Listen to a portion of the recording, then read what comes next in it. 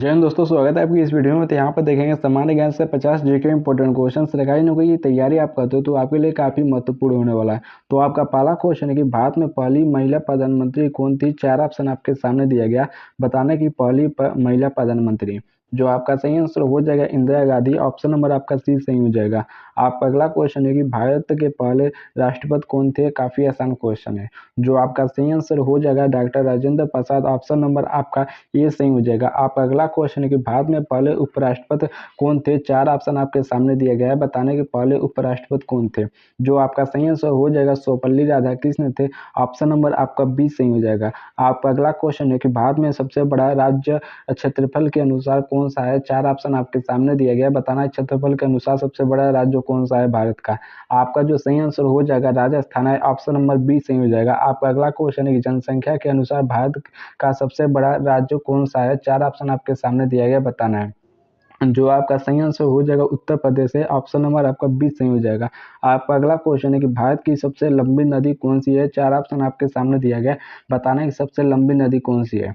जो आपका सही आंसर हो जाएगा गंगा है। ऑप्शन नंबर ए सही हो जाएगा। सबसे लंबी नदी भारत का गंगा है। ऑप्शन ए सही हो जाएगा।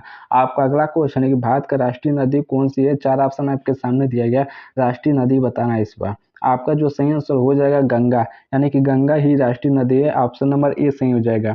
आपका अगला क्वेश्चन कि भारत की राष्ट्रीय पशु कौन सी है। चार ऑप्शन आपके सामने दिया गया, बताना है राष्ट्रीय पशु कौन सा है। तो आपका जो सही आंसर हो जाएगा बाघ है, ना कि शेर। शेर राष्ट्रीय पशु नहीं है, ध्यान रखना। ऑप्शन नंबर सी सही हो जाएगा, बाघ। आपका अगला क्वेश्चन है कि भारत की राष्ट्रीय पक्षी कौन सा है। चार ऑप्शन आपके सामने दिया गया, बताना है कि राष्ट्रीय पक्षी कौन सा है। जो आपका सही आंसर हो जाएगा मोर है। ऑप्शन नंबर आपका सी सही हो जाएगा। राष्ट्रीय पक्षी मोर है। ऑप्शन सी सही हो जाएगा। आपका अगला क्वेश्चन है कि भारत की राष्ट्रीय भाषा कौन सी है। चार ऑप्शन आपके सामने दिया गया है, बताना है कि भारत की राष्ट्रीय भाषा कौन सी है। जो आपका सही आंसर हो जाएगा राजकीय थी। ऑप्शन नंबर ए सही हो जाएगा हिंदी, यानी कि राष्ट्रीय राजकीय भाषा दिया है, राष्ट्रीय भाषा कोई नहीं है। ऑप्शन नंबर ए सही हो जाएगा राजकीय, जबकि हिंदी राजकीय भाषा है। ऑप्शन ए सही हो जाएगा।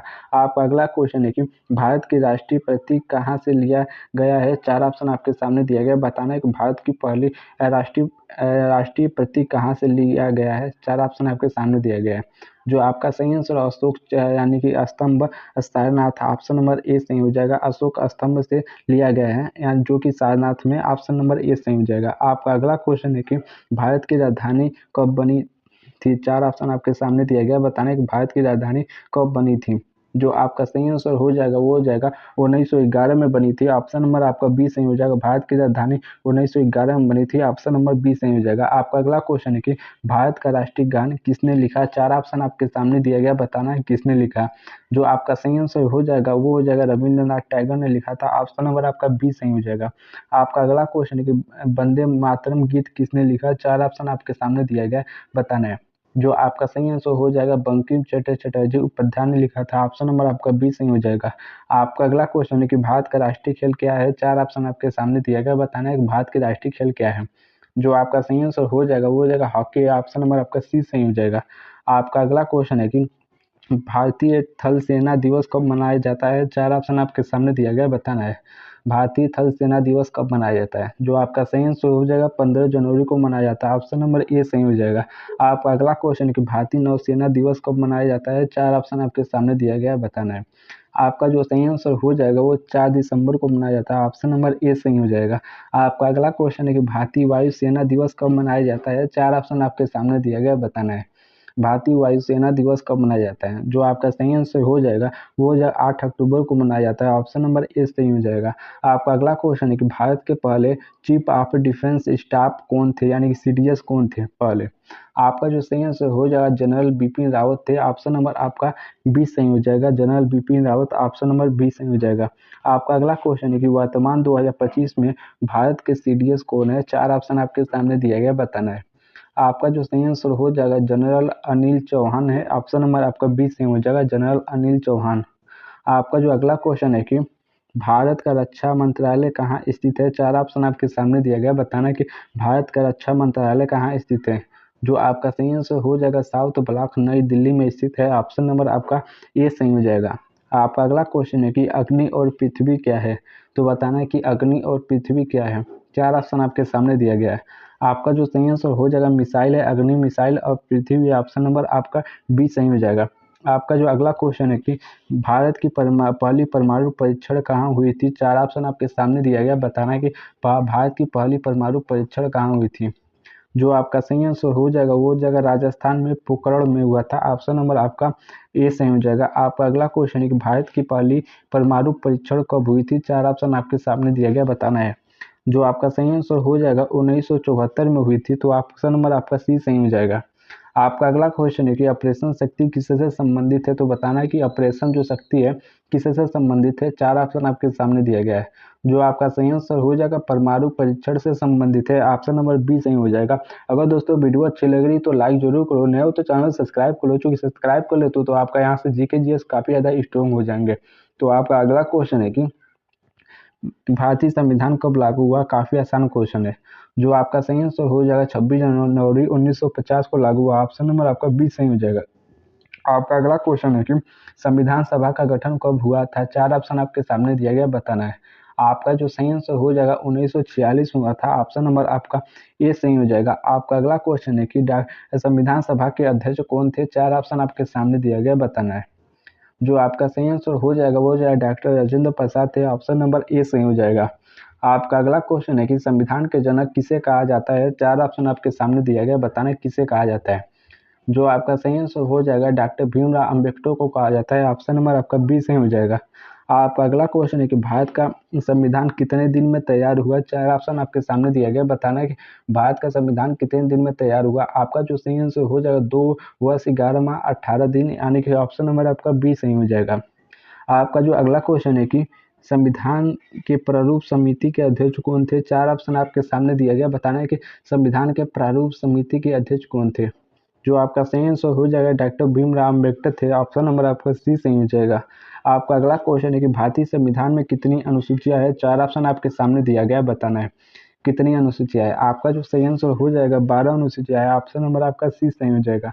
आपका अगला क्वेश्चन है कि भारतीय संविधान में मूल अधिकार कितने हैं? 4 ऑप्शन आपके सामने दिया गया, बताना है कि भारतीय संविधान में मूल अधिकार कितने हैं।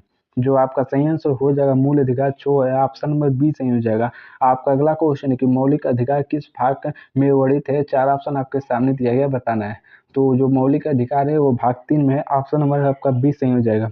आपका अगला क्वेश्चन है कि भारत का राष्ट्रपति कितने वर्ष के लिए चुना जाता है? 4 ऑप्शन आपके लिए सामने दिया गया, बताना है कि भारत का राष्ट्रपति कितने वर्ष के लिए चुना जाता है। जो आपका सही आंसर हो जाएगा 5 वर्ष के लिए चुना जाता है। ऑप्शन नंबर बी सही हो जाएगा।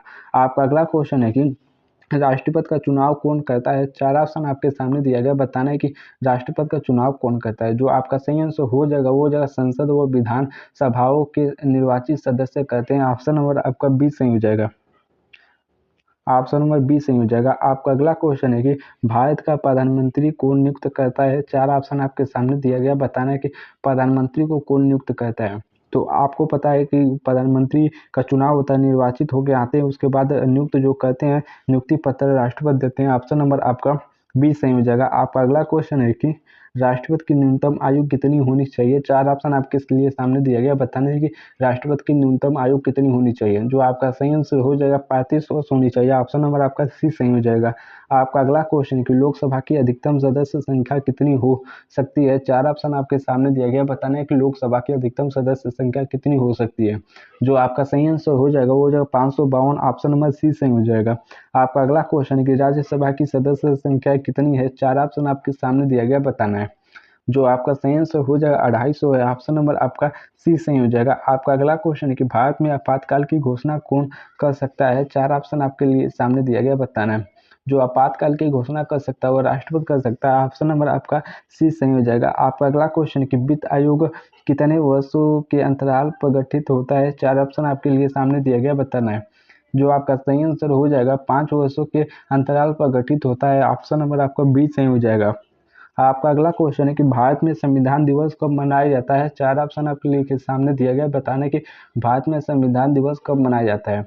जो आपका सही आंसर हो जाएगा वो हो जाएगा यानी कि 26 जनवरी को मनाया जाता है। ऑप्शन नंबर आपका ए सही हो जाएगा। आपका ऑप्शन ए सही हो जाएगा।